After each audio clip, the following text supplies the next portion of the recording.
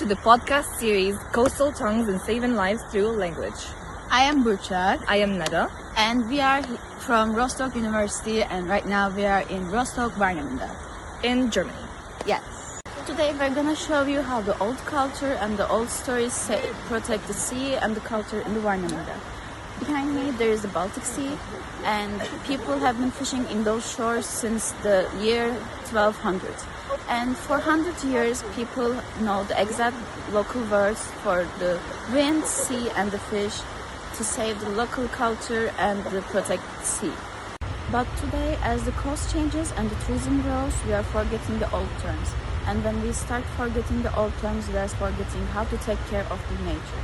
And one of our local friends that we interviewed, and she's most important statement was saying that the most important fish here is called cod, but however it's declining because of the coast changing and the tourism grows.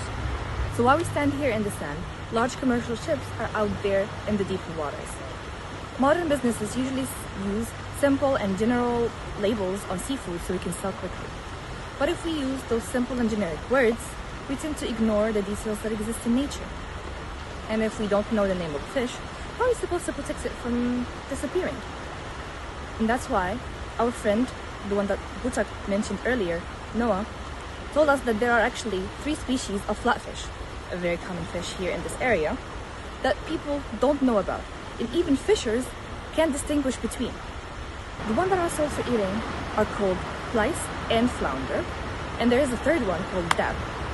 It looks a lot like flounder, but it is its own species. So when we call every fish the same name, we tend to ignore the biodiversity that exists in waters. That's why this project says that saving languages saves lives. So if we kept the local names, we will actually be able to respect and understand the Baltic Sea even more.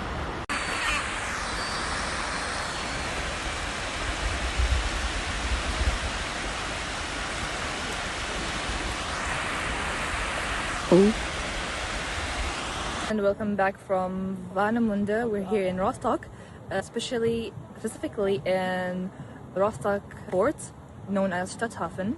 It is the heart of Rostock's medieval economy for 800 years, and all cargo went through here up until 1960, where this port became redundant and the new modern Hafen opened up. And the reason for that is because this port is too narrow and the water is too shallow for the big modern ships to pass here. However, right now this port became more of a cultural hub for Hansa sail and for museums and for restaurants.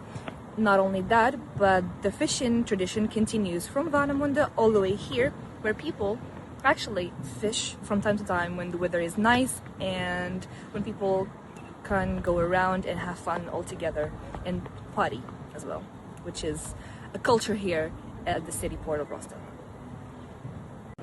Let's talk about fishing. In the past, the Rostock harbor was the important center of Baltic Sea fishing, but today the large-scale industrial fishing is no longer as strong as it used to be, and the main reasons for that are overfishing, rising water temperature, decreasing oxygen level, and climate changes. But however, you can still find some small boats selling fresh fishes around here. So even there are still some small boats selling fresh fish, but there's still some problems with the Rostock Sea because it's still known as a sensitive area. And even there are still some bird life is still quite rich and the sea is still protecting, but there are some problems with the algae blooms that are grown around the Warnow River, and there are some nitrogen and phosphorus problems, and also because of the low oxygen level, the fish species are affected by that. But still you can find some places that's selling fresh fish.